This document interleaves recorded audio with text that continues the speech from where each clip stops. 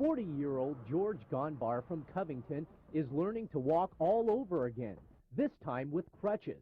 Gonbar was one of 27 people hit by a car last night while at Oktoberfest. Next thing I knew, I'm on something, and I realized I'm on top of a car, on a hood. Gonbar says he was one of those on the ground, unable to move, waiting for help. I just felt pain right away. I kind of felt pain. I didn't move. I just stayed on the ground. And then I saw a bunch of people and police officers running after the car. And then suddenly I was surrounded by people. For those who were injured, like Gonbar, they want one question answered. Why did the driver do this? I mean, there's no revenge against this person or nothing, but I just hopefully, that he's going to see or realize what he's doing, what he did. Paul and Connie Broxman are used to taking care of victims. As you said, in our line of work, you become accustomed to tragedy like this. He's a Cincinnati police sergeant. She's a nurse at Jewish Hospital. But last night, while off duty, they became the victims of a driver they say was barreling down Main Street through a frightened crowd.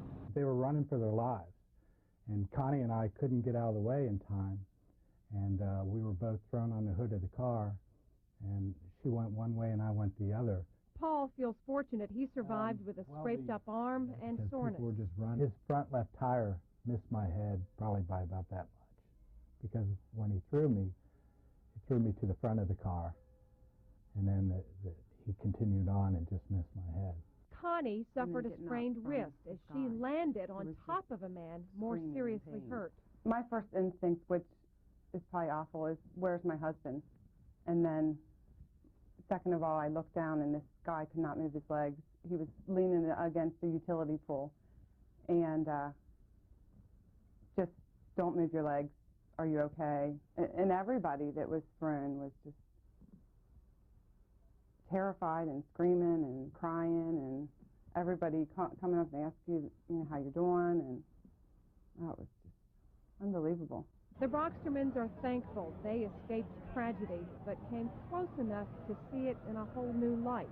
I think, if anything, it'll give us a greater appreciation of what victims go through, and be a little more compassionate to their needs, and look at things from a different perspective. And as a couple, these two have a better appreciation for each other.